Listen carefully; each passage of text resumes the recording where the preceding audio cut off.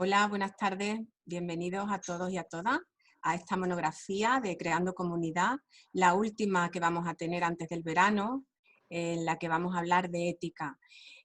Con esta cuarta monografía queremos cerrar un ciclo donde hemos estado hablando sobre irrenunciables para poder transformar los servicios, para transformar pues nuestra manera de hacer y centrarla en las personas. Y por esa razón hemos querido terminar precisamente con este tema, aparentemente muy sesudo, pero que prometemos que va a ser fácil y accesible para todas las personas.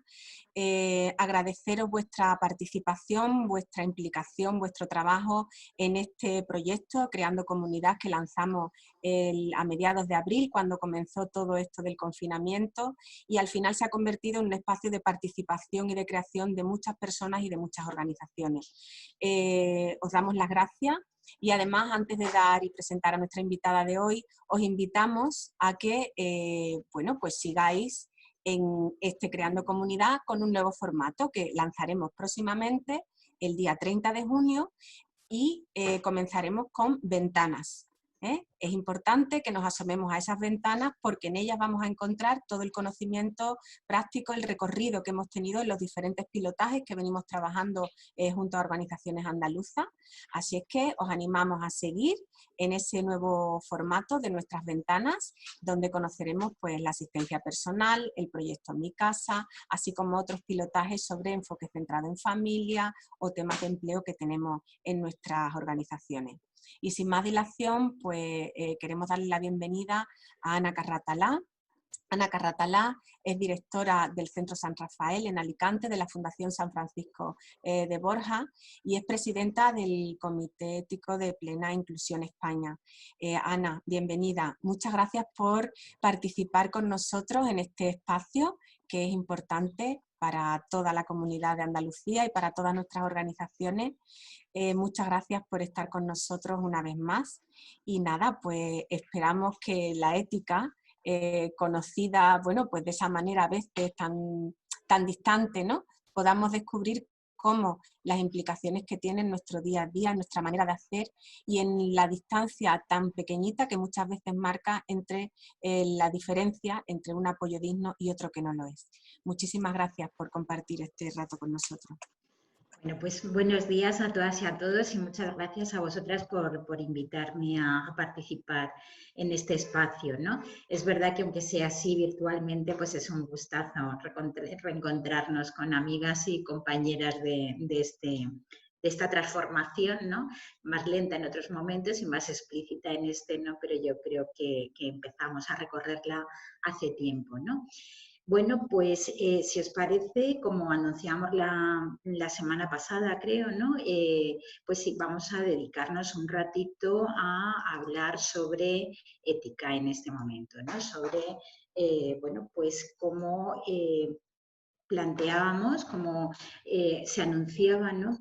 Cómo la ética puede ser ese hilo invisible, ¿no? Que guía el proceso de transformación, ¿no?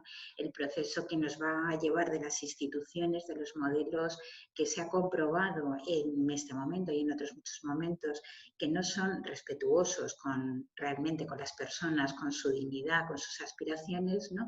Hacia modelos mucho más respetuosos con la persona y, por supuesto, dentro del ámbito de la comunidad, ¿no? Entonces, como decíamos, la ética es como ese hilo invisible, ¿no? O sea, a mí me gustaría, primero, que no tuviéramos miedo a tratar de pasar una hora agradable, ¿vale? Y la ética, precisamente, tiene que ver con eso, con lo agradable, ¿no? Antes que con otras cosas como ahora veremos, ¿no? Entonces, lo que un poco queríamos plantear en este espacio, ¿no? Es como todas esas iniciativas, todas esas propuestas, ¿no? Tienen un hilo conductor, ¿no? Aunque sea invisible muchas veces. Y como vosotras habéis puesto en vuestra presentación del espacio, pues es una orientación que nos va a guiar el camino a la transformación y además le da sentido. Eso me parecía muy importante, por eso había rescatado esta frase de vuestra propuesta para este espacio, ¿no? Porque ¿dónde se hace presente la ética en ese camino de la transformación? ¿Cómo aporta sentido a ese, cómo orienta ese camino de la transformación, ¿no? Yo diría que hay como 3 pilares básicos en ese sentido, ¿no? Que en los que nos vamos, o 3 ámbitos básicos, ¿no? La ética tiene que ver con el saber, ¿no? Muchas veces tenemos que tomar decisiones, tenemos que orientar acciones, elegir distintos caminos, y para eso es importante que tengamos conocimientos, conozcamos los principios que están implicados, ¿no? Porque realmente la ética está en el origen de nuestras organizaciones. Nuestras organizaciones surgen para apoyar a la gente a procurar el bien de la gente, ¿no? Teniendo cuidado de lo que se entiende por ese bien de la gente, que no es lo que yo entiendo, sino lo que la propia persona entiende. Entonces, bueno, pues en el fondo de todas nuestras organizaciones, en la base, está esa motivación ética. Esa motivación ética que nos lleva a que de vez en cuando reflexionemos sobre las cosas que hacemos, sobre la práctica, ¿no? Esa motivación ética que, bueno, pues que nos tiene que llevar a acercarnos a la realidad con una mirada limpia, libre de prejuicios, y que intente aportarnos datos veraces sobre esa realidad sobre la que vamos a actuar, ¿no? Digamos que todo esto tiene que ver con el saber, ¿no? Con el conocimiento, con la reflexión de las cosas que hacemos, de los principios que utilizamos para tomar decisiones y sobre esas decisiones, ¿no? Pero esas decisiones o esas reflexiones nos tienen que llevar al actuar, ¿no? Es decir, a las buenas prácticas, ¿no? Las buenas prácticas tienen que estar también basadas en la ética. Muchas veces cuando plantamos prácticas de estas, ¿no? En esos huertos de plena inclusión, ¿no? Para que crezcan como ideas y como prácticas, ¿no? Parece que unas están vinculadas a la ética, otras que están vinculadas a la calidad de vida, otras están vinculadas a las organizaciones, ¿no? Pero realmente seríamos capaces de plantar una idea, una práctica que no estuviera fundamentada en la ética, que no estuviera orientada por la ética. Por lo tanto, nuestro quehacer no puede hacerse al margen de la ética, ¿no? Pero hay otro pilar importante, ¿no? Y sobre todo cuando pensamos también en temas de comunidad y en temas de inclusión, que es el ser. Nosotros todos nacemos con un temperamento, pero nos vamos conformando un carácter pues en función de los valores que perseguimos, de las actuaciones que hacemos, de cómo vamos actuando en la vida, ¿no? De lo que vamos haciendo a lo largo de nuestra vida, de las decisiones que vamos tomando. Y eso va conformando nuestro carácter. Y esto tiene mucho que ver también con la ética. Se trata de ser mejores personas, ¿no? Es decir, cuando nosotros hablamos de un proceso, una transformación hacia modelos inclusivos, hacia comunidades inclusivas, bueno, pues estamos hablando de personas y todos sabemos que hay comunidades hostiles que están formadas por relaciones y por personas y por estructuras que no favorecen esa inclusión. Por tanto, en esta transformación hacia la inclusión no podemos dejar de lado la perspectiva ética, ¿no? Y eso es un poco lo que vamos a tratar de compartir en este ratito, ¿no? Que es afrontar este proceso de transformación desde la perspectiva ética. Pues en primer lugar es ver a la persona y superar esa peculiar falta de respeto que supone el no ser vistos, ¿no? Este fin de semana, en la desescalada, bueno, pues he hecho cosas que parecen extraordinarias, ¿no? Que ha sido salir a pasear a la playa, ¿no? Por ejemplo, ¿no?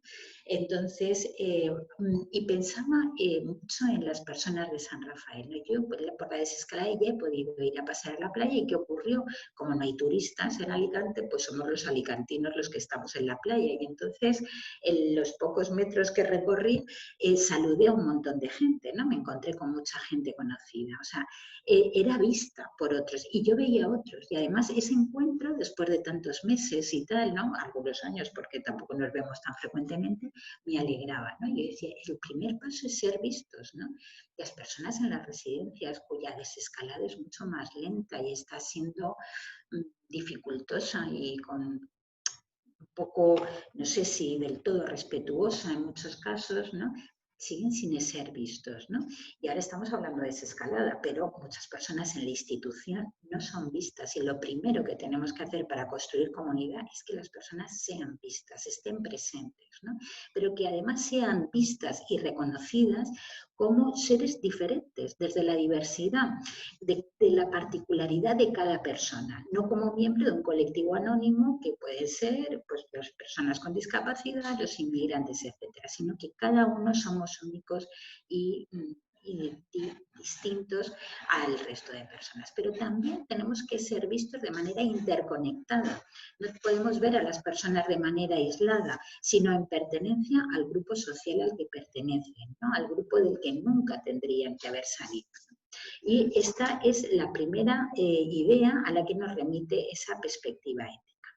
El punto de partida para hablar de ética, sin duda, es el reconocimiento de la dignidad de la persona. No podemos hablar de ética si no hacemos una reflexión previa sobre la dignidad de cada persona, ¿no? Y la dignidad es el reconocer que todo ser humano vivo, por encima de cualquier circunstancia externa o personal, es persona y posee dignidad. Es lo que llamamos la dignidad intrínseca. Por el hecho de ser persona y tener dignidad, es un fin en sí mismo y tiene que ser tratado igual que cualquier otro con respeto al que merece cualquier ser humano, ¿no? Hay algunas consideraciones que quería hacer sobre este reconocimiento de la dignidad, que es el primer paso, ¿no? La dignidad se construye en interacción, ¿no?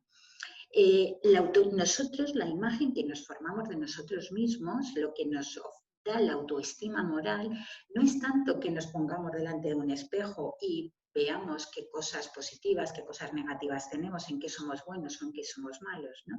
Sino que normalmente nos formamos una imagen de nosotros mismos por cómo somos reconocidos por parte de los demás, ¿no? Tanto individual como colectivamente. Entonces, una autoestima moral, que es la base para plantearnos cualquier proyecto de vida buena, requiere un adecuado reconocimiento por parte de los demás, ¿no? Todos tenéis en la cabeza ese niño del colegio, ¿no? En el que, bueno, pues todo el mundo dice que es un gamberro, que es un gamberro, que es un gamberro, y al final acaba siendo un gamberro, ¿no? Es reconocido de una manera que acaba interiorizando y haciéndola suya, haciéndola un modo de ser suyo, ¿no? Por tanto, el primer paso, como digo, es el reconocimiento. Y cuanto más vulnerable es la persona, y puede ser el caso de las personas con discapacidad intelectual, es mayor la influencia que tiene ese heterorreconocimiento, cómo somos reconocidos por los demás, como discapacitados, como minusválidos, como personas de menos valor que otros, ¿no? Entonces, bueno, pues las personas más vulnerables, los ancianos, las personas con discapacidad, con alguna dependencia, son especialmente vulnerables a esta influencia de cómo son vistos y cómo son reconocidos por los demás, ¿no? Porque además un mal reconocimiento, no tenemos que olvidar que es una forma de opresión grave que se interioriza. Cuando una persona es mal reconocida por otros, no tiende a interiorizar que no vale nada y no hace falta la presencia del opresor para que él siga pensando que no vale nada, que no es merecedor de proyectos de vida buena, porque no se considera a sí mismo como un medio, como algo sin valor, como un desecho. Y esto es muy importante que lo tengamos en cuenta. Y muchas veces no lo tenemos en cuenta en nuestra relación de apoyo con las personas con discapacidad. Una de las cosas que veíamos al principio cuando empezamos a desarrollar los modelos de planificación centrada en la persona era que las personas expresaban pocos proyectos de vida buena. Cuando tú preguntabas qué te gustaría hacer en la vida, qué es lo que te haría más feliz, ¿no? Veíamos que no salían muchas cosas y lo que encontrábamos en la base de todo esto era una baja autoestima. Y esto muchas veces viene del impacto del mal reconocimiento que tiene sobre las personas, ¿no? Por tanto, tenemos que pensar que como parte de nuestra labor de apoyo a las personas que acompañamos con discapacidad intelectual está el restaurar su identidad herida, si ha sido herida por un mal reconocimiento, y ayudar a la persona a fortalecer sus posibilidades de resistir los malos reconocimientos de los otros. No sé si me explico, ¿no? Aunque esto parezca algo teórico, es muy importante, ¿no? O sea, cuando las personas son reconocidas como discapacitadas, como que no valen, pues al final acaban creyendo que eso es así y ellas mismas tienen esa imagen de sí misma que le impide desarrollos personales positivos en su vida. Bien, otra cosa importante que yo quería comentar respecto al reconocimiento de la dignidad de las personas, ¿no? Es que esto juega un papel importante en lo jurídico, ¿no? Lo que podríamos llamar la dignidad extrínseca. Y eso es muy importante, que, como veremos, para el reconocimiento de sus derechos, ¿no? Pero también se pone en juego en el vínculo, ¿no? En el vínculo de la persona. ¿Qué supone reconocer la dignidad de la persona en nuestra relación con ella, en el vínculo que establecemos con ella? Lo primero, una cosa, el reconocimiento de la persona desde la alteridad. ¿Qué quiere decir esto? Pues que el otro es el otro y no soy yo. Y esto nos cuesta mucho porque, chicas, nosotros vemos que esto supone que la persona tenga una vida buena o una vida mejor. Y como yo lo veo tan claro, pues entiendo que tiene que ser igual de claro para la persona. Pues a lo mejor la persona no tiene esa percepción de lo que es una vida buena para él. Entonces, no tenemos que proyectar nuestras propias creencias, nuestras propias aspiraciones, ¿no?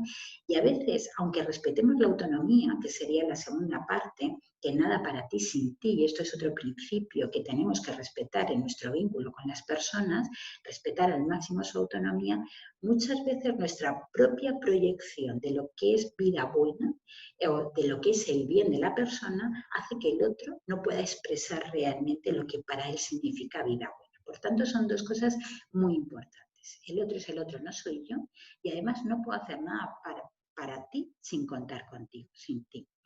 Luego, otra de las cosas fundamentales, y esto es fundamental también de cara a una inclusión plena, es el reconocimiento de las capacidades.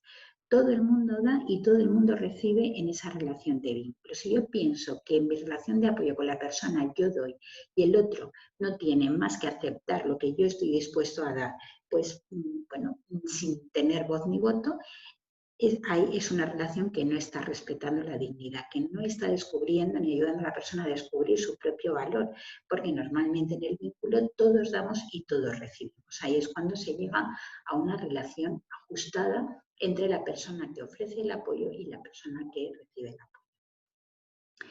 Y, por tanto, desde esas perspectivas de alteridad, autonomía y reconocimiento de las capacidades, tenemos que apoyar a la persona solidarizándonos desde el reconocimiento de que somos iguales, de nuestras mutuas dignidades, para contribuir a que pueda superar los obstáculos que le puedan impedir tener una vida buena o una inclusión plena en la comunidad. No reconocer la dignidad nos lleva a la humillación, y esto es un tema, como vemos, muy grave de la falta del reconocimiento de la dignidad, ¿no? Cuando hablamos de dignidad y de reconocimiento de la dignidad parece que estamos hablando de cosas muy teóricas, pero son cosas que estamos viviendo en el día a día y que son la raíz de muchos procesos de exclusión, de muchos procesos de muchas situaciones de maltrato, de muchas situaciones de infelicidad, en definitiva, de las personas, ¿no? La humillación vulnera la dignidad y además no siempre requiere intención. A lo mejor yo no quiero humillarte, pero de facto te estoy humillando por mi manera de relacionarme contigo, por lo que hago, por lo que digo o por lo que no hago y lo que no digo. Por tanto, no requiere necesariamente un sujeto que humille.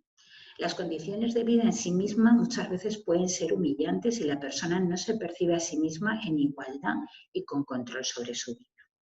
Son condiciones de vida cuando son humillantes, cuando son el resultado de la conducta humana y cosas sobre las que no tenemos responsabilidad, evidentemente. Pero cuando son resultado de nuestra acción humana, hay situaciones vitales que todos hemos vivido que llegan a ser humillantes, ¿no? Situaciones que hemos visto pues, con gente en la calle, con gente migrante, con gente en las instituciones, y ahora hemos tenido la oportunidad también de verlo en muchos casos y en muchos momentos de sufrimiento ocasionado por la pandemia. Por tanto, este reconocimiento, este mal reconocimiento de la persona puede llevar a procesos como el de la estigmatización. ¿Qué quiere decir la estigmatización?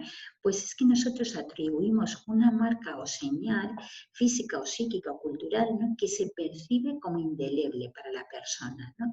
Y que, bueno, el que estigmatiza lo siente como una afrenta, como un desdoro, como algo que me molesta, ¿no?, y me lleva al desprecio de esa persona, ¿no? Entonces, este es un primer mecanismo que se produce en nuestras sociedades, ¿no? Y que es un precursor, por supuesto, de la exclusión, ¿no? Contra la que tenemos que luchar, ¿no? Esa estigmatización nos lleva también a otras dinámicas de discriminación, de trato desigual de las personas, de inferiorización de las personas, ¿no? A las que se le priva del acceso a los derechos y a las oportunidades que solamente están reservados para los que se consideran plenamente integrables. Entonces, esto es otro mecanismo peligroso, ¿no? Que deja a las personas fuera de los límites de la justicia. Esto nos lleva a la marginación, a excluir, a llevar a los márgenes de la sociedad, a espacios especiales a las personas que no consideramos integrables, ¿no? Por ese estigma o por esa condición, ¿no? Que genera identidad en la persona, desarrollamos dinámicas que les llevan a vivir al margen, a ser excluidos, ¿no? Y esta marginación tiene un efecto perverso, y ese efecto perverso es la invisibilización. Cuando estas personas las llevamos a instituciones, a centros que están al margen, lo que estamos haciendo es que la realidad de las personas, por ejemplo, con discapacidad, queda como una realidad remota, confusa, lejana, que no veo. ¿Y cuál es el efecto perverso de esta dinámica? El efecto perverso es que no interpelan, y como no lo vemos, no nos interpela, y eso hace que se mantengan esas situaciones de exclusión. Por eso decía que lo primero de la perspectiva ética es que en los procesos de desinstitucionalización y de construcción de comunidades que la persona sea vista, que salga de esa particular falta de respeto que es el no ser visto. Y por tanto tenemos ya como exigencia ética tomar iniciativas, realizar acciones que conjuntamente con las personas afectadas, no de nosotros, sino contando con las personas afectadas, nos lleven a romper ese círculo, ese muro de la invisibilización. Porque todas estas dinámicas, en definitiva, a lo que nos llevan es a una situación de exclusión. Todo lo contrario de lo que pretendemos, que es construir comunidad, ¿no? Por tanto, ¿qué es la exclusión? Pues la exclusión es dejar al margen de las condiciones de vida social a determinadas personas por razón de alguna de las características que identificamos en ellas y que se las atribuimos como una identidad, ¿no? Por un lado, las dinámicas que se generan es la de ignorar consciente o inconscientemente. Hay mucha gente que excluye y no es consciente de que esté excluyendo. Por eso tenemos que dirigirnos con una mirada limpia para reconocer la realidad en toda su dimensión, ¿no? Por otro lado, estas dinámicas, como decíamos, nos llevan a prescindir de la persona globalmente o por sus condiciones específicas, por su discapacidad o por su condición, por su país de origen o por lo que sea, ¿no? Y otra de las dinámicas que genera exclusión es el rechazo activo de la persona. Bien, algún paso que se ha dado por atender de alguna manera a las personas que quedan fuera de esa comunidad, que quedan fuera de los límites de los derechos, de la justicia, de las relaciones sociales, ha sido: de acuerdo, vamos a atenderlas, pero vamos a atenderlas fuera de lo que es nuestro contexto comunitario, ¿no? Es una exclusión de un colectivo definido por una identidad determinada que se desprecia y a veces se teme, ¿no? Y entonces es mejor que estén fuera, que estén al margen, en una institución, en un CIE o donde consideremos que las personas no nos van a amenazar nuestro orden social. Bien, pues está claro que ese modelo, desde el reconocimiento de la dignidad, lo tenemos que cambiar, porque el reconocer la dignidad implica cambiar, el decir, tú vas a estar aquí bien, quédate ahí, ¿no? Y a preguntar dónde te gustaría a ti vivir, ¿no? Del decir, yo sé lo que te conviene, y lo que te conviene es estar aquí protegido al decir qué quieres y cómo quieres vivir, ¿no? De tener el control en la gestión a tener que la persona tenga el control sobre su vida y que la persona sea el eje de los programas de centro a proyectos de vida, de priorizar la salud, que es importante, a tener en cuenta la dignidad, ¿no? Hemos visto cómo en este tiempo el priorizar la salud ha hecho que muchas veces nos olvidáramos de que el que estaba en el centro de todos esos procesos de salud era la persona. Y muchas personas han tenido que vivir situaciones realmente indignas, ¿no?, del ser humano. Del estar solos a la amistad, de la institución al hogar y de la segregación a la inclusión. Por tanto, la inclusión es una consecuencia natural de ese reconocimiento de la dignidad humana, porque el ser humano se construye en comunidad, se construye con otros seres humanos. Eso es lo que nos aporta y lo que nos otorga la humanidad al ser humano, ¿no? Cuando nos dimos cuenta o socialmente se toma conciencia de que existen esas situaciones de exclusión o de segregación, dijimos, bueno, pues hay que reincorporar, hay que integrar al que hemos dejado fuera en nuestras comunidades, ¿no? Y ahí aparece la integración, ¿no? Pero sabemos que la integración no es el objetivo deseable para construir comunidad. Lo que queremos es la inclusión y por eso nos llamamos plena inclusión, ¿no? Porque la integración no lleva implícita esa conexión, esas relaciones, ese vínculo con los demás, ese intercambio de valor entre unos y otros, ¿no? Es como si metiéramos a las personas en una urna, en un como sí, pero no está realmente participando en la comunidad. Por tanto, apostamos por la inclusión. Una inclusión que nos hace pensar en que tenemos que construir comunidades y sociedades inclusivas. Y construir comunidades y sociedades inclusivas es tener en cuenta que, bueno, pues que la comunidad, la sociedad, tiene que tener estructuras que no sean excluyentes. Es, por otro lado, que ofrecer apoyos a las personas para que su inclusión pueda ser plena, porque muchas veces sin esos apoyos, sin romper las barreras que contravienen esas dinámicas inclusivas, no va a ser efectiva la inclusión. Y también favorecer las relaciones intersubjetivas de conexión y de amistad. Estas son tres patas importantes de la inclusión, ¿no? La primera es que la persona tiene que poder contribuir a esa sociedad inclusiva, ¿no? Desde sus capacidades, desde sus valores, ¿no? Tiene que sentirse conjuntamente con el resto de los miembros de la sociedad para crear un espacio inclusivo para todos, aportando valor, contribuyendo a esa construcción común de valor, ¿no? Eso por un lado. Sin duda, para que haya una inclusión real, tiene que haber una implicación de las administraciones y de las instituciones, ¿no? Reconociendo que cada persona necesita seguir esos cauces de participación, ¿no? Esas oportunidades de acceder a la comunidad, ¿no? Y ahí, desde luego, tiene que haber un reconocimiento por parte de los poderes públicos, ¿no? Y la tercera pata sería la de la conexión y las relaciones, ¿no? Es decir, no hay inclusión si tú no tienes ese sentimiento de pertenencia, si no te sientes que formas parte de un colectivo, ¿no? Con el que puedes interactuar, con el que estableces relaciones valiosas en ambos sentidos.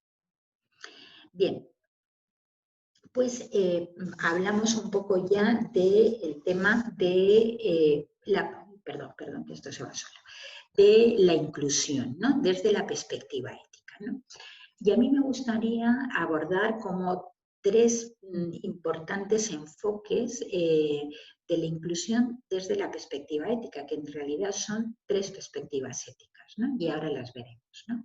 La primera es la de la felicidad, ¿no? Es decir, ¿por qué nosotros queremos comunidades inclusivas? ¿Por qué queremos recorrer ese camino hacia la inclusión y hacia la participación?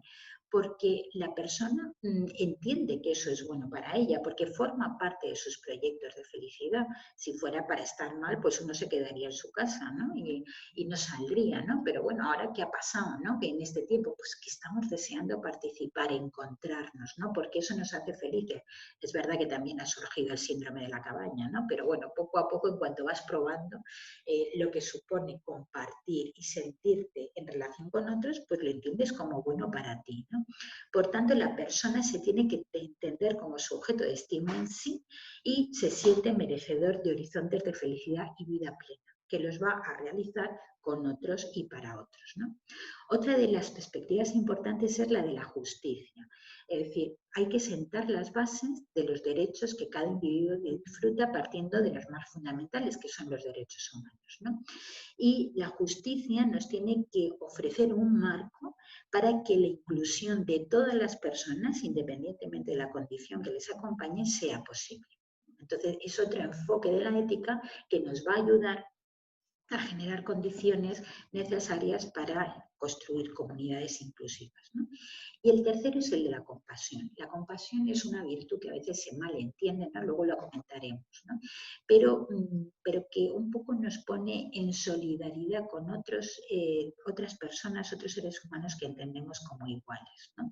Y nos impactamos, nos importamos unos a otros, nos afectamos unos a otros. Para que haya verdadera comunidad, para que haya verdadera inclusión, tiene que haber una dinámica de aceptación mutua, de que nos importamos de verdad, de que uno genera movimiento en el otro, ¿no? No somos indiferentes a los demás, ¿no? Entonces son tres perspectivas que vamos a comentar que nos van a ayudar a esa construcción de comunidades inclusivas, ¿no? La primera decíamos que era la de la felicidad, ¿no? Lo que se llama el enfoque teleológico de la ética, ¿no? Y aunque hay palabras así siempre en esto de la ética que nos pueden resultar un poco más extraños, ¿no? Pero esto es hablar de la vida misma, es decir, ¿quién no quiere ser feliz? ¿No? ¿Quién no quiere tener una vida plena, una vida de calidad? ¿No? Bueno, pues las personas con discapacidad intelectual, la primera perspectiva que hemos de considerar es esta, es la teleológica. Yo creo que la ética a veces nos asusta por dos cosas. Una, porque puede ser un rollo ahí teórico, no sé qué y tal. Y otra, porque la vemos como un conjunto de normas que tenemos que cumplir, ¿no? Con otro enfoque de la ética. O sea, es que tenemos que hacer esto porque es que si no, no somos buenos o no lo hacemos bien, ¿no? Sin embargo, la ética, la primera perspectiva a la que nos remite es a esta, ¿no? A la aspiración de todo ser humano por la felicidad, ¿no? Y es una aspiración que todos compartimos, ¿no? Y que incluye también a las personas con discapacidad y a los seres más cercanos con quien construye su proyecto de vida plena, ¿no? Esta perspectiva implica, por un lado, estima de mí, como ya hemos dicho, ¿no? Porque me entiendo merecedor de proyectos de felicidad. Y esto, como decíamos, depende mucho del reconocimiento de los otros para que realmente construyamos una autoestima moral potente. La segunda cuestión es que implica pluralidad de proyectos de vida realizada. No hay una sola forma de ser feliz. Seguramente los que estáis conectados, cada uno tendremos una manera de entender la felicidad y desarrollaremos nuestro propio proyecto de felicidad. Y ningún proyecto de felicidad es más bueno que otro si, bueno, siempre que respetemos al conjunto, ¿no? Por tanto, hay pluralidad de proyectos, ¿no? Además, no es algo obligatorio, o sea, no estamos obligados a ser felices, queremos ser felices, ¿no? Es un deseo, no un deber. Es algo que yo deseo porque creo que es bueno para mí, ¿no? Por tanto, esto ilusiona, te pone en marcha, ¿no? Es decir, si es porque tengo que cumplir esta norma, porque tengo que hacer esto, que es lo que está bien, pues como que no nos apasionaría tanto, ¿no? Entonces, la ética no es un rollo, es apasionante, es pasión por vivir, es pasión por ser felices, ¿no? Y además ofrece un horizonte a los apoyos que ofrecemos, ¿no? ¿Qué es lo que tenemos que hacer? Esto. O sea, ¿qué es lo que nosotros somos? Como muchas veces he comentado, generadores de oportunidades para la construcción de vidas felices. Eso somos las personas que trabajamos para las personas con discapacidad, desde cualquier punto, desde cualquier puesto de trabajo que tengamos, ¿no? Lo que tenemos que hacer es generar oportunidades para que cada persona con discapacidad pueda desarrollar su propio y particular proyecto de calidad de vida, ¿no?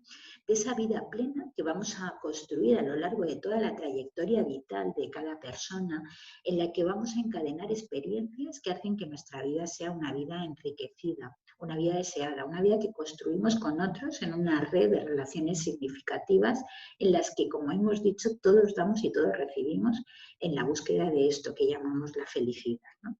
Tenemos que saber identificar cuáles son lo que significa ser feliz para cada persona.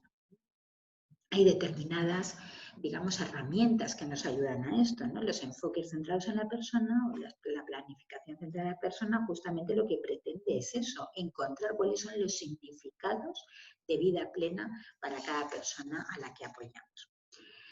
Por tanto, nuestro horizonte es esa vida plena. Cuando nosotros utilizamos en ese proceso de transformación el modelo de calidad de vida, tenemos en cuenta que ese modelo de calidad de vida tiene unas dimensiones, ¿no?, que tienen que ver con la toma de decisiones, que tienen que ver con las relaciones interpersonales, que tienen que ver con la inclusión social. Todo eso nos ayuda a rodar hacia esa inclusión social, ¿no?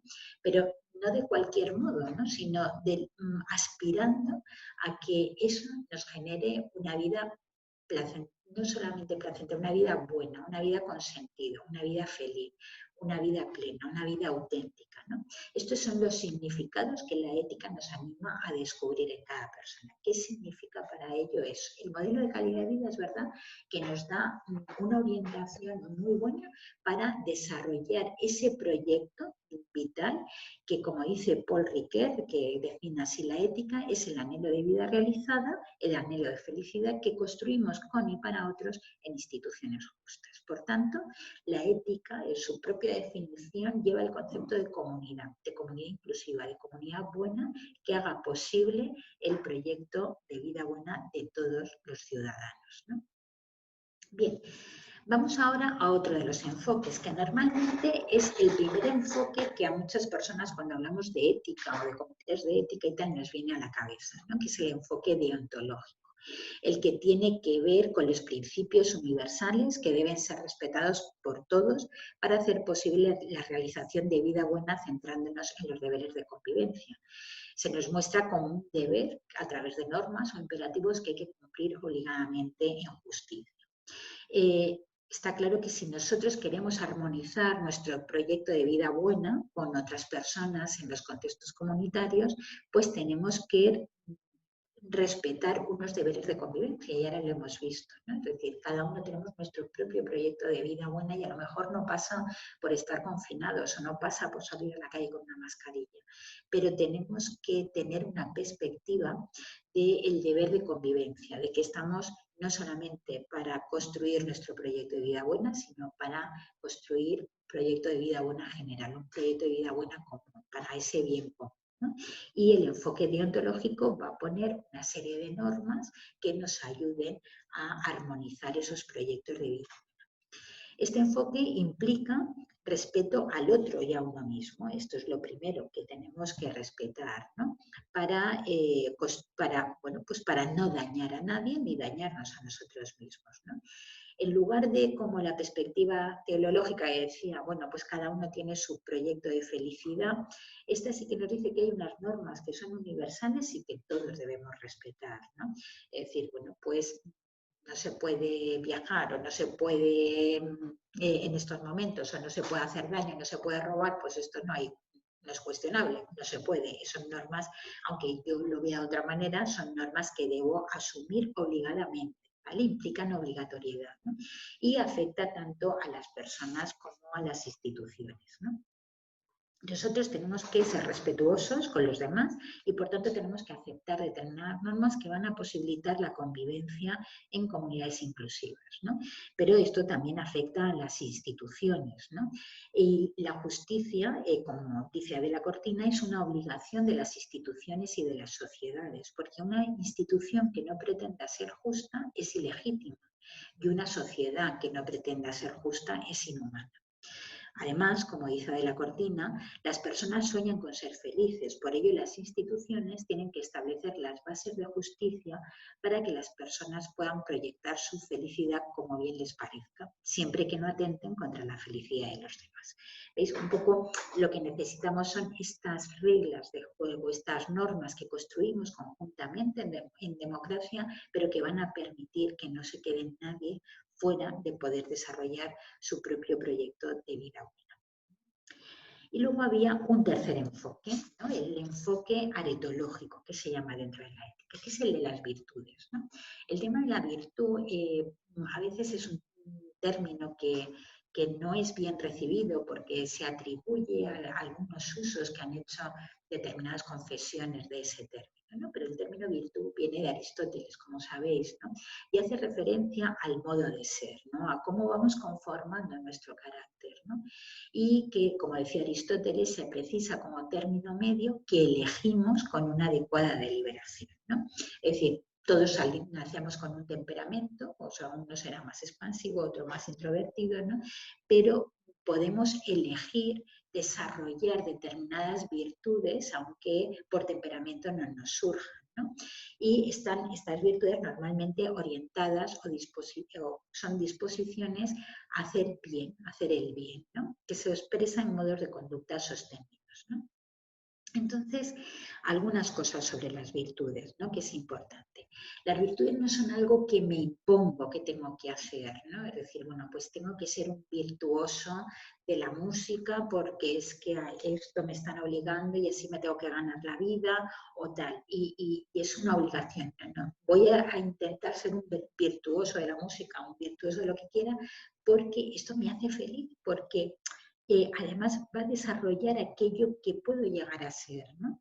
Y va a impregnar toda mi forma de ser. No voy a ser virtuoso, por ejemplo, una virtud como puede ser el respeto, como ahora veremos, ¿no? Yo soy muy respetuosa en el trabajo, pero luego llego a mi casa y maltrato a toda mi familia, ¿no? Es decir, no tiene sentido, ¿no? Vamos a asumir esas valores éticos que interiorizamos y convertimos en forma de ser y de actuar de manera normal, de manera sostenida, y que va a impregnar a toda nuestra persona, ¿no? Además, no es transitorio, sino que permanece a pesar de las adversidades, ¿no? La persona la persona paciente, pues habrá vivido este periodo de confinamiento pues con paciencia. La persona creativa habrá vivido este periodo de confinamiento con creatividad, aunque no haya podido salir, no haya podido estar con otra gente, las personas pues con esa cualidad artística y tal, pues a lo mejor no la han podido compartir pues en los foros que eran habituales, pero ha encontrado otros sitios donde compartirlo, ¿vale? Entonces, Aristóteles decía una cosa muy interesante, ¿no? Y decía, el buen zapatero hace los mejores zapatos con el cuero del que dispone. Es decir, si tenemos un muy buen cuero, haremos un buen zapato, ¿no? Si somos un buen zapatero, pero si el cuero no es tan bueno, de ese cuero regular vamos a sacar el mejor zapato que seamos capaces de sacar, ¿no? Y esto es lo que tiene que ver con la virtud, que no es transitoria, ¿no? Que aunque haya adversidades, permanece, ¿no? No es una propiedad de la acción, o sea, no es tanto que yo hago esto bien, sino que es una propiedad de que yo soy bueno, por decirlo de alguna manera, ¿no? Es decir, y como esto lo hago porque me sale, porque lo he cultivado, porque lo quiero hacer y repercute en que la acción así es mejor, eso a su vez me hace a mí también mejor. Hay una circularidad, digamos, entre cómo yo desarrollo la acción, eso lo habréis experimentado muchas veces, ¿no? Me esfuerzo por hacer esto bien, esto me sale bien y luego vuelve a mí, ¿no? Porque me hace sentirme más seguro con aquello que hago y cuando lo vuelvo a hacer me sale mejor, ¿no? Pero no es como una obligación, no es como algo que te dice tu jefe que tienes que hacer bien, sino que tú estimas que eso es bueno para ti y es bueno para los demás. No sé si me explico. Luego, si queréis, en las preguntas, pues lo podemos aclarar, ¿no? En la virtud, ¿no? Nos pone en relación con los demás, son formas sostenidas de actuar, nos puede poner en relación con el medio ambiente, con nuestros contextos, pero estamos hablando sobre todo del vínculo con las personas, ¿no? Y una de las primeras cuestiones que tenemos que tener en cuenta cuando nos relacionamos con las personas es reconocer que también son sujetos éticos. Muchas veces, cuando apoyamos a las personas con discapacidad, pensamos en ellas como que son las receptoras de nuestra acción ética, ¿no? Es decir, yo he conseguido tener una excelencia, una calidad humana buenísima y tal, y entonces, bueno, pues voy a ofrecérsela a esta persona, ¿no? Y que está necesitada de mi acción ética, ¿no? O sea, no los vemos realmente como sujetos éticos, ¿no? Por tanto, tenemos que reconocer cuando apoyamos a las personas su identidad como sujeto ético, con sus circunstancias específicas, ¿no? Y que esa persona también tiene aspiraciones de realización moral o de realización ética, por decirlo de alguna manera, ¿no? Y no solamente tiene horizontes de derechos, sino también de deber y de virtud, de obligación y de plenitud. Las personas con discapacidad, las que apoyamos, igual que nosotros aspiramos a desarrollarnos como todas nuestras potencialidades como persona, como sujetos éticos, las personas con discapacidad también. Y esto habitualmente lo olvidamos en nuestros planes de apoyo y de acompañamiento a los proyectos vitales, ¿no? Y lo que tiene que ver con nosotros en relación con la virtud, pues como dice Victoria Camps, es una cosa muy sencilla, que se trata de ser como hay que ser para que hacer lo que tengamos que hacer nos cueste menos. Es decir, si nosotros tenemos que respetar a las personas, si somos personas respetuosas, nos costará menos respetar a las personas que si somos intolerantes. Entonces se trata de construir nuestra propia calidad humana, ¿no? De desarrollar y de potenciar todas nuestras virtudes, todas nuestras capacidades que nos van a mejorar como ser humano, ¿no? Y una de las virtudes, como poníamos al principio, es la de la compasión, ¿no? Que supone sentir con la otra persona, ¿no? Vivimos como propias las limitaciones y sufrimientos del otro. Fijaros, la compasión tiene mala prensa porque muchas veces se relaciona con una pretendida superioridad del que compadece y que el compadecido no tiene más que recibir pues la acción paternalista normalmente del que compadece, ¿no? Sin embargo, la compasión es una virtud preciosa, ¿no? Porque lo que hace es que vivamos las limitaciones de la otra persona o el sufrimiento de la persona porque nos sentimos sólidos con él, es decir, nos sentimos iguales a esa persona y con ella hacemos causa común, afrontando las dificultades desde las fortalezas de ambos, no solamente desde mis fortalezas, desde mi pretendida superioridad, sino contando con las fortalezas de ambos. Porque si lo hacemos desde la superioridad, lo que hacemos es que quien compadece hace que el compadecido se sienta inferior y añade dolor. En lugar de aliviar, añade dolor. Y luego tenemos que pensar una cosa, que la compasión no es solamente para nuestro círculo cercano, para las personas que están próximas a mí, para los usuarios de mi centro o para las personas con discapacidad, sino que es algo universalizable, no puede ser particularista, sino que va dirigido a todo ser humano que está en una situación de sufrimiento, de dolor, que es propia de nuestra vulnerabilidad constitutiva como seres humanos. Bien, pero otra de las virtudes de las que tenemos que hablar y que seguramente Isabel Guirao hace pues, algunas semanas os habrá hablado mucho mejor que yo es de la virtud de la amistad, ¿no? Cuando hablamos de virtudes para la inclusión, para las comunidades inclusivas, pues tenemos que hablar de la virtud de la amistad, ¿no? Que nos lleva a pensar en que toda relación está llamada a ser una experiencia única y singular, porque nadie tenemos dos amigos iguales.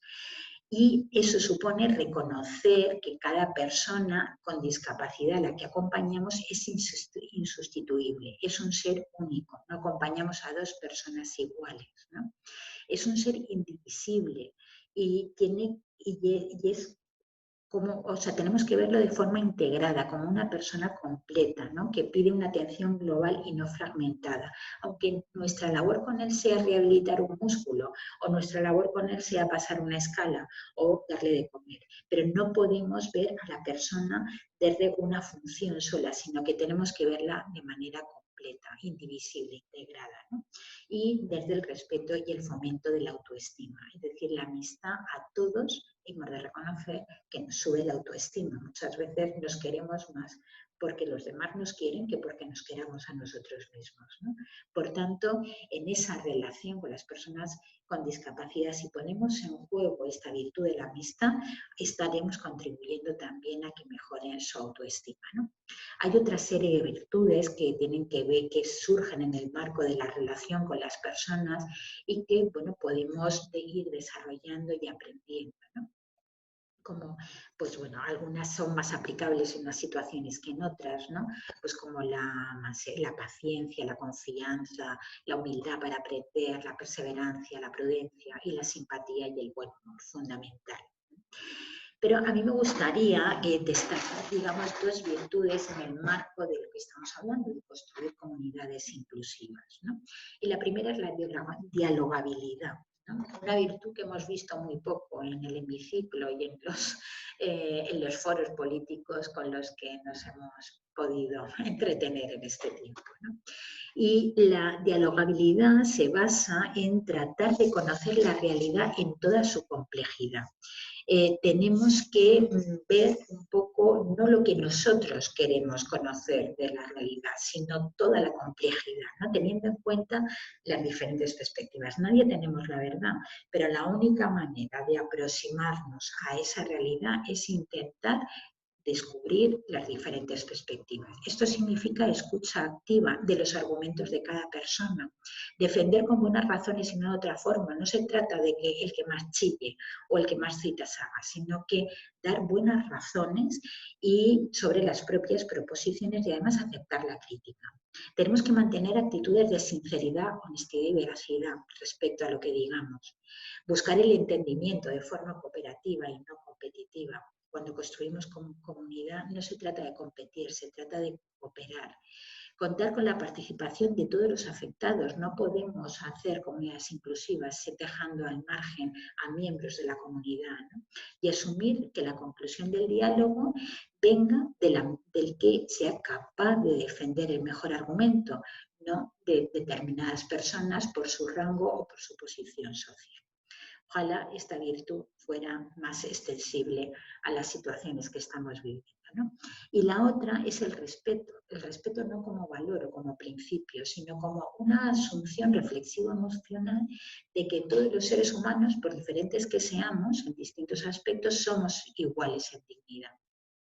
Que desde ahí nos merecemos unos a otros el mismo respeto, porque lo que merece respeto es el ser humano como sujeto de dignidad, pero no merece respeto aquellas concepciones, expresiones, acciones o hábitos que implican que no se respeta la dignidad. Yo te podré respetar a ti como persona, pero no puedo respetar que tú desprecies a otro, que tú maltrates a otro, que tú margines a otro. El respeto está relacionado con la tolerancia, pero en el sentido de que no debemos tolerar lo que es intolerable, lo que atenta contra los derechos humanos, ni tampoco dejar de respetar lo que es respetable, que es la dignidad de cualquier persona. Bueno, por tanto, tenemos que tratar de vivir la virtud como un modo de ser que decíamos que impregna todo nuestro modo de actuar y de ser, dándole unidad y unificándolo, ¿no? Pero tiene mucho que ver con las emociones, ¿no? Las virtudes tienen un impacto importante en las emociones, ¿no? Y las pueden modular, ¿no? Llevando, digamos, orientando los sentimientos hacia el bien, ¿no? Porque o sea, está muy bien que nos alegremos con lo demás, pero que nos alegremos por lo que es debido alegrarse, ¿no? Es decir, hombre, mira, se ha equivocado, pues me alegro porque es que ya me estaba cansando, ¿no? Ahí tenemos que modular nuestros sentimientos, ¿no? Es decir, no nos podemos alegrar del mal ajeno, por ejemplo, eso no ayuda, no hace bien, ¿no? Entonces, es verdad que ¿por qué necesitamos la emoción, ¿no? O ¿por qué la virtud?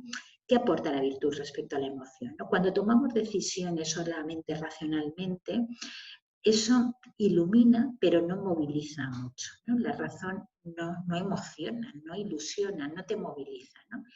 La emoción sí moviliza, pero a veces vas a ciegas, ¿no? Y te puedes equivocar. Y la virtud lo que hace es equilibrar ambas cosas, ¿no? La razón y la emoción, ¿no? Quería comentar algunas emociones que nos llevan a las dinámicas de exclusión, ¿no? Algunas son el menosprecio, ¿no? El considerar que otras personas, por el estigma al que le hemos asignado, son menos que nosotros, ¿no? Eso nos lleva también a una emoción de soberbia, de creernos superiores a los demás, de que estamos en pleno derecho, porque somos mejores, de poder optar a todos los bienes que la comunidad nos ofrece. A veces la lástima, es decir, una lástima mal entendida, ¿no? Una lástima que nos ha de decir, ay, qué pobrecitos, qué lástima esta gente, sin darnos cuenta de nuestra responsabilidad en las dinámicas que generan exclusión, en las injusticias de las que somos partícipes que generan exclusión, ¿no? Y el paternalismo, ¿no? El que queramos resolver las situaciones que generan exclusión desde el paternalismo, sin contar con la persona, sin tener en cuenta lo que es importante para ella, sin tener en cuenta sus capacidades y su posibilidad de contribuir, ¿no? Esto, digamos, serían emociones que excluyen, o la autocomplacencia inconsciente, ¿no? Como no veo el problema, pues esto está todo bien y no hago esfuerzos por ver la realidad en toda su dimensión, ¿no? También hay emociones en esta situación de exclusión que se producen en las personas que son excluidas, ¿no? El de vergüenza, porque me siento como con una identidad inferior a los demás, ¿no? O la del menosprecio de sí mismo, el desprecio a uno mismo, ¿no? Todo lo contrario que decíamos antes de la autoestima o la humillación, ¿no? Por el no reconocimiento de la dignidad. Incluso la culpabilidad. Algunas personas piensan o se atribuyen la responsabilidad de su situación de marginalidad, ¿no? Y, bueno, por el menosprecio realmente que perciben de los demás, ¿no? Sin embargo, también hay emociones que nos van a propiciar o nos van a ayudar a contrarrestar las dinámicas exclusivas y van a propiciar esas dinámicas más inclusivas, ¿no? Estas emociones en el que excluyo, en el que ha sido excluido, perdón, tienen que ver con la indignación moral, es decir, el indignarte por la injusticia y el luchar para salir de esa injusticia como una emoción propia, ¿vale? También el de la estima de sí, si eres incluido te sientes pues con más autoestima, te sientes reconocido, tienes autoconfianza, Lucy, en tus posibilidades, ¿no? Y además te sientes seguro, ¿no? Con una consistencia de vivir en una comunidad que te acoge y que te ayuda, ¿no? Por parte de los que excluyen, muchas veces es tener vergüenza moral. O sea, creo que no es malo que tengamos vergüenza moral por los cómplices que somos con algunas situaciones que excluyen, ¿no? La humildad que nos hace ver la realidad del excluido desde su propia visión, ¿no? No desde lo que nosotros creemos que excluye. El respeto empático a la otra persona, ¿no? Y también compartir esa indignidad moral para luchar juntos contra esa injusticia. Bien, pues a lo largo de nuestro camino en la transformación, pues vamos a encontrar problemas, dilemas, y la ética yo creo que nos puede ayudar a resolver desde el método deliberativo, desde los principios, desde el cultivo de las virtudes, desde respetar los proyectos de vida plena, a tomar decisiones y afrontar esas situaciones, y también a evitar el maltrato que tenemos que tener en cuenta que también se va a dar en los contextos comunitarios, ¿no?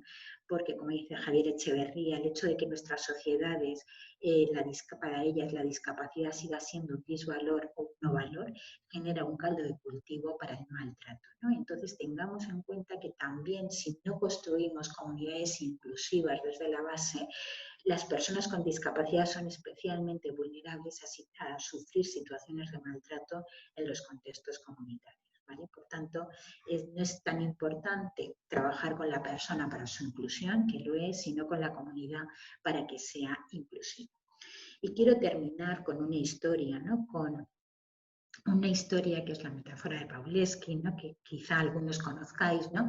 Y supone que vosotros podéis ir por un campo, por un camino, y encontráis una lámpara, como la lámpara de Aladín, ¿no? Y la cogéis y la frotáis, y efectivamente, cuando frotáis la lámpara sale un genio, ¿no? Y este genio nos dice, mira, no voy a concederte los 3 deseos típicos, ¿no? De los genios de la lámpara, ¿no? Pero sí que te puedo dar superpoderes. Te voy a dar a elegir entre 2 capas. Puedes elegir con tener la capa roja o puedes elegir la capa verde, ¿no? Con la capa roja vas a ser capaz de contrarrestar todo el sufrimiento. Vas a poder luchar contra el mal, evitar que la gente sufra, que tenga daño, que haya injusticia en el mundo. Con la capa verde lo que vas a hacer es abrir horizontes de sentido, hacer que la gente se reconozca, hacer que la gente se quiera, hacer que la gente se perdone, ¿no? ¿Qué capa de estas capas elegiríamos?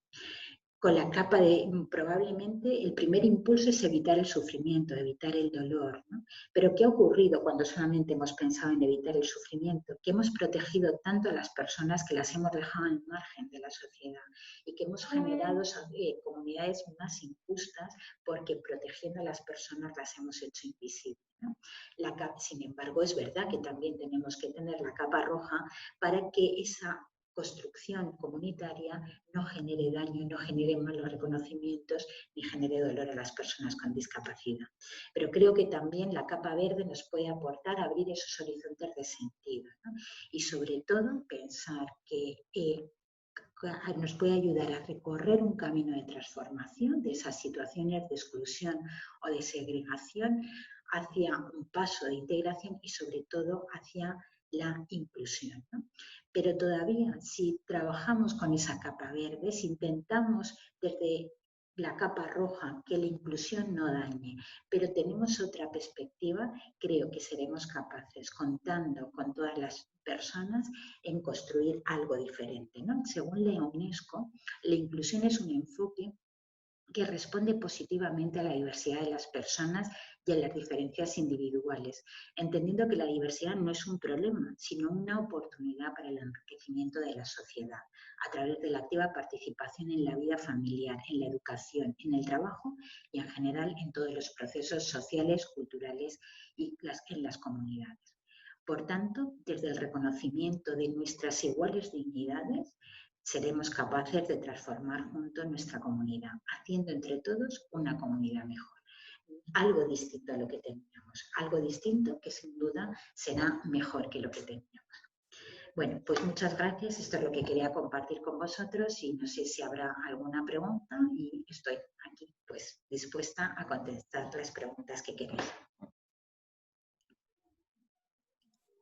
Hola Ana, pues muchísimas gracias. Nos has dicho que la ética es pasión y te queremos dar las gracias por la ética y la pasión que has puesto en esta charla. Es un tema que nos puede resultar un poco lejano y parece como que es externo a nosotros y es parte de cada uno.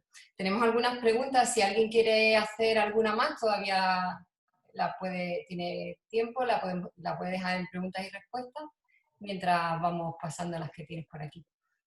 A ver, nos comentan que si Antonio Naya, que si la inclusión no debería ser algo bidireccional, que somos una comunidad valiosa y digna de ser reconocida y apreciada por el resto de comunidades. Esa era la pregunta, que si debe ser algo... Claro, claro que sí. Bueno, aprovecho para saludar a Antonio, que es un compañero del Comité de Ética, que mañana nos veremos en un Zoom. Y bueno, no te veo, Antonio, pero es una pena. Pero claro que sí, ¿no? Yo creo que tú tienes más la respuesta, ¿no? O sea, sin bidireccionalidad no hay inclusión, o sea, eso está claro, ¿no? Todos damos y recibimos en esa relación con la comunidad, ¿no? Y bueno, estar dentro es estar dentro, no es tanto estar en un piso en medio de un barrio o estar en una residencia a las afueras de la ciudad, ¿no? Estar es pertenecer, es ser visto, es intercambiar valor de unos a otros, ¿no? Creo que va mucho más allá de la pura presencia física, el puro lugar físico en el que estés, ¿no? Y por supuesto que hay interacción, Antonio. Begoña Arias nos comenta que le gustaría saber tu opinión sobre el proceso de gestión que se ha hecho en la residencia de personas con discapacidad durante el confinamiento, a nivel nacional, comunitario y local, esto que hablabas de, ¿no? Sí, bueno, precisamente esa es la reunión que tenemos mañana con Antonio y con Marija, pues para plantear las cuestiones éticas que han surgido en todo el tema este de la desinstitucionalización, o sea, del confinamiento en las residencias, ¿no? Creo que hemos utilizado la capa roja a tope, ¿no? en ese proceso de confinamiento, ¿no? Lo primero ha sido proteger a la gente, ¿no? Y bueno, yo soy directora de una residencia y creo que era una prioridad importante, ¿no? Pero no son incompatibles, yo creo que las capas rojas y verdes, ¿no? Y creo que muchas veces lo que tenemos que hacer es, o sea, no perder de vista para lo que estamos. que es para cada una de las personas a las que apoyamos. A veces los problemas éticos han surgido porque determinadas decisiones son más cómodas institucionalmente. Ahora, cuando tú tomas una decisión, muchas veces estamos en los límites de la normativa porque si no, no avanzaríamos, ¿no? Si quieres cumplir con toda la legalidad, no avanzaríamos. En este momento estar en ese límite era más complicado porque bueno, podías tener una responsabilidad muy seria en caso de que hubiera habido contagios, etcétera, ¿no? Entonces yo creo que había que ser especialmente precavidos, pero ahí podíamos tener una tentación, ¿no? Y es la de decir, bueno, pues como responsable de los servicios cerramos a cal y canto, bueno, aislamientos de los días que haga falta, distanciamiento social y si y eso, más que una protección, en algunos casos ha podido llegar a ser un maltrato, si no tenemos en cuenta el efecto negativo que estaba produciendo. Entonces, no es que no haya que proteger a la gente, pero dentro de las medidas que hay que tomar, pues también se pueden tener en cuenta algunos aspectos que puede hacer que esas medidas sean menos lesivas, ¿no? Es decir, bueno, si no hay más remedio que hacer esto, ¿cómo podemos hacerlo para que la persona se sienta respetada, se sienta mejor a pesar de situaciones duras que hemos tenido que vivir? Y hacerlas cuando realmente sea necesario y no por comodidad mantenerlas establecidas para evitar problemas o evitar posibles responsabilidades, ¿no? Tenemos una pregunta que se autorresponde de Rosa, una compañera de la Federación. Nos comenta que si realmente tenemos interiorizado y estamos convencidos de la igual dignidad de las personas con discapacidad, que no es algo que se aprenda porque alguien nos lo cuente, que hemos de generar espacios como este que realmente nos posibiliten una reflexión profunda y un cambio de actitud. Y dar las gracias por la ocasión que nos estás dando. Bueno, pues yo se lo agradezco a Rosa también, es verdad, ¿no? Es verdad que necesitamos darnos cuenta de que las personas tienen la igual dignidad que nosotros, pero esto nos tiene que servir solo para eso. El espacio donde eso se juega es en el vínculo directo. Es decir, cuando me voy a tomar un café con alguien o cuando tengo que cambiar el pañal o cuando entran aquí a mi despacho, simplemente cuando paseamos juntos. Cuando yo lo miro a esa persona a la cara, ahí es donde tengo que estar reconociendo la igual dignidad, ¿no? Es cierto que sin estos espacios de reflexión a lo mejor no nos daríamos cuenta de eso, ¿no? Y hay gente que les sale de natural el ser así, de respetuosos, de reconocer la dignidad y a lo mejor hay otros pues que tenemos que reflexionar un poco más para hacerlo adecuadamente y para disfrutar haciéndolo adecuadamente, ¿no? Pero donde realmente nos lo jugamos es en la relación directa con la persona. Este foro ayuda, pero hay que estar. Es trabajo de cada uno. Nos pregunta Julio Matos, Ana, ¿qué opinión tiene acerca del uso del concepto de diversidad funcional en vez de persona con discapacidad? Bueno, pues a ver, sí tiene una implicación. Bueno, muchas veces es que siempre vamos buscando como el término políticamente correcto, ¿no? Pero a lo mejor desde la ética puede tener una connotación, o sea, yo creo que todo lo que se va cargando de connotaciones negativas hacia la persona, bueno, pues hay que desterrarlo, ¿no? Hay que desecharlo. Y el hecho de hablar de diversidad funcional en determinados contextos, pues es el decir, bueno, pues todos somos iguales y tenemos distintas formas de funcionamiento. Y bueno, unos necesitarán más apoyos en unas cosas, otros más apoyos en otras, y creo que eso apoya ese reconocimiento de la igual dignidad. Cuando se aplican los criterios de justicia ya es diferente, ¿no? Es decir, a lo mejor para el reconocimiento de la igual dignidad sí que tiene su aportación, ¿no? El de la diversidad, el término de diversidad funcional, ¿no? Pero para los criterios de justicia, ¿no? A lo mejor lo hace más diferente, porque nosotros, muchas personas, necesitan una discriminación positiva debido a los obstáculos que tienen para disfrutar de una auténtica igualdad de oportunidades, ¿no?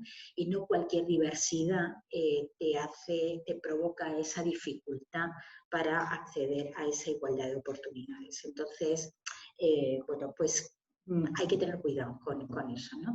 Desde el punto de vista que nos hace a todos más iguales porque todos somos diversos funcionalmente a lo largo de nuestra vida o por distintas circunstancias, pues bueno, muy bien, ¿no?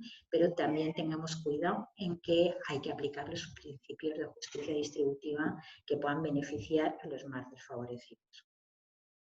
Nos pregunta Lorenzo, Ana, que qué papel tienen qué papel ves tú que tienen los centros específicos de empleo, de educación, perdona, en la inclusión.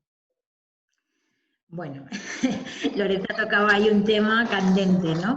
Creo que no sé si voy a ser capaz, primero porque yo no soy experta, yo trabajo siempre con adultos, ¿no? Pero quizá a lo mejor los centros de educación, un poco el debate que surge también es el de la capa roja y capa verde, ¿no? Es decir, parece que es un ambiente más protegido, ¿no? En ese sentido. Pero os invito a que leáis un documento que sacó el Comité de Ética sobre todo el tema de la inclusión en el ámbito de la educación, ¿no? Y de alguna manera yo creo que hablamos de caminos de desinstitucionalización, ¿no? Hablamos de caminos de transformación, no hablamos de pues ahora es blanco y mañana es negro, ¿no? Sino que hay procesos y desde luego en la escuela pública, yo creo que la escuela ordinaria, perdón, tendría que avanzar mucho más en tener estructuras, en tener una cultura inclusiva, en tener unos apoyos hagan que tenga éxito la inclusión, y la escuela especial, ¿no? Pues debería también tener procesos que la llevarán hacia una escuela inclusiva, ¿no? La utopía o el deseo pues sería que la escuela fuera pues una escuela ordinaria para todos, ¿no? Donde cada uno pudiera verse atendido y apoyado en sus necesidades, ¿no?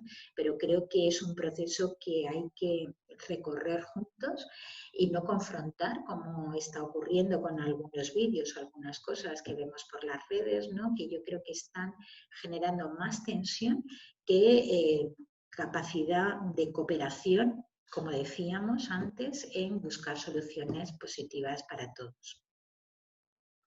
Y ya, Ana, para cerrar, te trasladamos una pregunta que le hemos estado haciendo a todas las personas que han intervenido en la monografía, y entonces tú desde la perspectiva de la ética, ¿a ti te parece que esta crisis que estamos viviendo va a suponer una oportunidad o un lastre? Pues mira, esto lo hemos hablado muchas veces en muchos foros en los que he participado y tal, ¿no? Y entonces a mí me gusta oír a muchas compañeras, ¿no? Como Isabel y tal, que hablan de oportunidad. Me está costando mucho ver la oportunidad en esta crisis. Me está costando mucho ver la oportunidad porque hemos retrocedido en el proceso de desinstitucionalización, ¿no? O sea, nosotros al principio estábamos sorprendidos de lo bien que se habían adaptado las personas en la residencia, incluso las personas con trastornos de conducta, cómo había respondido el personal, cómo, bueno, decíamos, pues esto estamos mejor que estábamos, ¿no? Nos hemos pacificado, ¿no? Porque todos íbamos como locos en la vida con ese estrés y tal, ¿no? Pero al cabo de unas semanas lo que hemos estado viendo es el efecto de la institucionalización. Hemos tenido una institucionalización obligada en la que no podíamos salir, en la que participábamos en un montón de cosas en la comunidad, en la que desde luego éramos vistos, contribuíamos, tal, y todo eso se ha cerrado, ¿no? Y hemos visto que eso es un impacto negativo que ahora ya hemos empezado con la desescalada, remontando un poquito, pero va a costar. Va a costar. La única oportunidad que yo veo es que intentemos comprometer a los poderes públicos a transformar los modelos residenciales, ¿no? Eso puede ser una oportunidad. Parece que en el propio plan de escalada del gobierno aparece una línea pensando en residencias de mayores, ¿no? Pero vamos a ver si aprovechamos la sinergia y nos sumamos a esa para que las residencias se transformen realmente en lugares más inclusivos, ¿no? Pero yo en esto no he visto una oportunidad, sinceramente. Me ha costado ver la oportunidad y he visto sufrimiento al final de las personas que han quedado confinadas, ¿no? Y en las familias que han quedado con una sobrecarga importante cuando han tenido que quedarse con sus hijos. Bueno, por lo menos la oportunidad que podemos encontrar en toda la sociedad, ¿no? Que yo creo que un poquito sí que nos anima más a reflexionar sobre cómo vivimos, sobre lo que hacemos, sobre lo que nos puede hacer estar mejor, sobre la importancia de una sociedad de los cuidados, sobre la importancia de la sanidad pública. En eso puede ser una oportunidad. Nosotros creo que tenemos dificultades que tendremos que remontar. Sí, muchas. Bueno, por lo menos hemos tenido espacios, ¿no? Para reflexionar y tiempo ir pensando en todo esto. Pues ya no hay ninguna pregunta más, así que solo nos queda despedirte. Y muchísimas gracias por haber estado hoy con nosotros. Y a partir de ahora, ya en verano, dejamos la monografía, como ha comentado antes mi compañera Susana. Tenemos un último seminario el martes 30, en el que hablaremos de asistencia personal y las entidades que han participado con nosotros en los diferentes proyectos de asistencia personal pues nos acompañarán. Así que quien quiera estar con nosotros, pues ahí nos vemos. Un saludo y muchas gracias. Pues muchas gracias a todos vosotros. Muchísimas gracias.